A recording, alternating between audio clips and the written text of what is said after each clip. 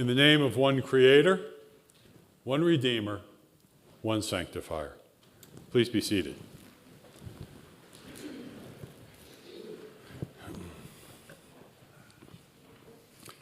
I've been away for a few weeks, so I thought we'd catch up. You probably want to hear about Yellowstone. You probably want to hear about the clergy conference. But I thought instead, we're going to review our bulletins for the last couple of weeks. So, 3 weeks ago, July 28th, our gospel reading came from John chapter 6. And we read about the feeding of the 5,000, the miraculous feeding with loaves and fishes, which occurred, the gospel says, on the other side of the Sea of Galilee. Don't tell our piano player I'm using this space today. Your secret's safe with YouTube and me. Thank you. Last August 4th, we diverted from the lectionary because we took the movable feast of the Transfiguration from the Tuesday, which would have been the 6th, we moved it back to the 4th. In doing so, we missed the gospel reading, which told the story of a group of people who followed Jesus after the feeding of the 5,000. Perhaps the next day or so they were hungry, and someone in the group, maybe you have this friend, maybe you are this friend, who said, "Hey, I'm hungry. Let's go find that bread guy." So these people actually followed Jesus across the Sea of Galilee, which my research tells me is 6 miles rowing a boat. These people did this looking for another meal. They wanted some more bread. Last week, August 11th, and this week, August 18th, we continue in the Gospel of John, chapter 6. And today, in our reading today, Jesus is talking to this group of people. Jesus is trying to explain to these people the difference between ordinary bread, which is what they crossed the Galilee looking for, and the bread of life, which is what Jesus offers them and offers us. I was particularly struck as I prepared today by one line, a line of scripture that was the last line of the gospel last week and the first line of the gospel today. It's John chapter 6, verse 51. "I am the living bread that came down from heaven. Whoever eats of this bread will live forever.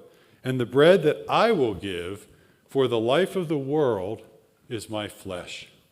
You can look this up. August 11th, August 18th, the same line from Scripture in our gospel reading, 2 weeks in a row.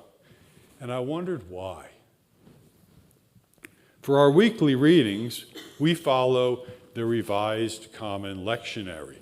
The Episcopal Dictionary of the Church tells us about the Revised Common Lectionary that the lectionary was originally developed by the Roman Catholic Church. It was part of Vatican II in 1969, and it gave us a 3-year cycle of Sunday readings. Then came the Common Lectionary in 1983, an ecumenical project developed out of a concern for the unity of the church and a desire for a common experience of Scripture. Then the Revised Common Lectionary, the one we use today, adopted in 2006, takes into account constructive criticism of the Common Lectionary. This means that our Revised Common Lectionary, our 3-year cycle of Sunday readings, began with the Roman Catholic Church, was revised by an ecumenical group of churches in North America, and finally revised again by the Episcopal Church. So I figure the church knows this line's repeated 2 weeks in a row. This has been well researched, and there's got to be a reason. Are there any U.S. Army veterans here today? Do you remember your first general order? Yep. I do as well. I will guard everything within the limits of my post and quit my post only when properly relieved. And I remember this 40 years after I learned it, because I had to repeat it about 1,000 times during my 10 weeks of basic training. Often under duress, with someone inches from my face screaming at me as I repeated it. Are there any business professionals here today? I suspect there are. Perhaps you know this one. When presenting information to a group, tell them what you're going to tell them, and then tell them what you told them. You've heard this one before? This is how you give a presentation. Our revised common lectionary developed by the Episcopal Church, I believe today, is telling us what it told us. I am the living bread that came down from heaven. Whoever eats of this bread will live forever. And the bread that I give for the life of the world is my flesh. This is why we repeat it, so we learn it. Jesus is speaking this line today to a crowd of people who have just crossed the Sea of Galilee looking for a meal. I've brought some bread here today. I have a hot dog bun and a piece of wheat bread. I have a little international flair. I have a tortilla and some naan. I have a beautiful French loaf from a local bakery in Avon.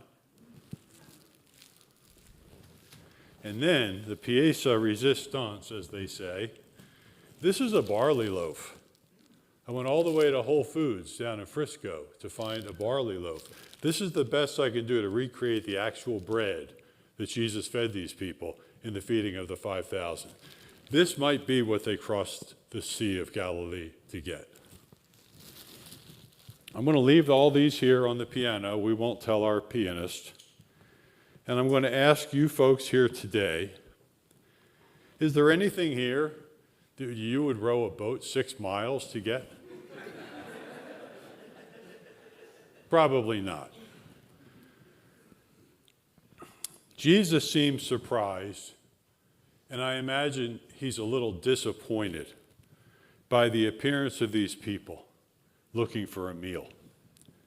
You are looking for me, he said, not because you saw signs, but because you ate your fill of the loaves. Jesus hopes and expects that they should be thinking about God, and they should be thinking about his miracles.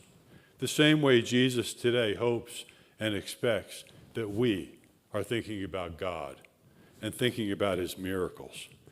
Jesus hopes that we're thinking of our souls and not our stomachs. Folks, if you're here today because you're hungry for bread to fill your stomach, our bread will leave you disappointed, as will the brownies and treats that we probably have downstairs waiting for you. But the bread of life, the opportunity to celebrate the Eucharist with other faithful believers, to be reminded of Christ's grace, Christ's mercy, Christ's love for us, and Christ's miracles in each of our lives. This, our Eucharistic offering, can fulfill. This, we get our fill of every Sunday. This is what Jesus is trying to explain to these people who just rode 6 miles across the Sea of Galilee looking for a meal. Are we satisfied with the bread of life?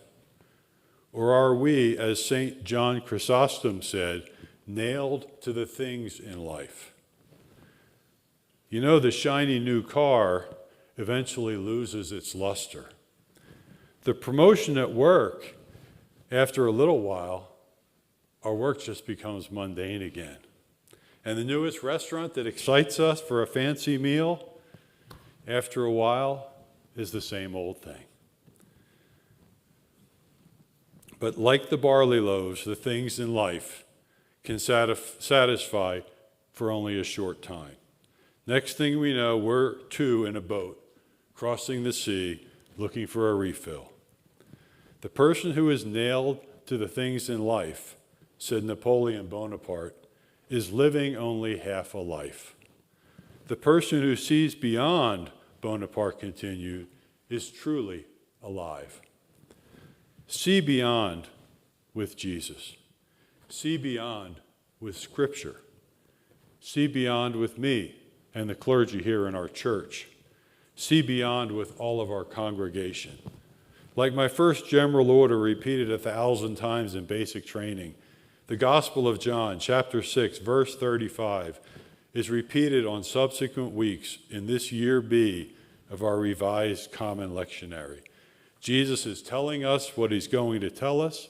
He tells us, and then he tells us what he told us. I am the bread of life. Whoever comes to me will never be hungry, and whoever believes in me will never be thirsty. Folks, don't be nailed to the things in life. You have surely seen the miracles of God, as the 5,000 saw the miracles of God. If you feel incomplete anywhere in your life, regardless of your accomplishments, regardless of your wealth, regardless of your connections, Jesus has the bread of life. Jesus has the bread which will surely satisfy you. As we celebrate our Eucharist today, please reflect on the significance of the bread of life and leave here today feeling truly alive with the promise of everlasting life with Jesus. Thank you.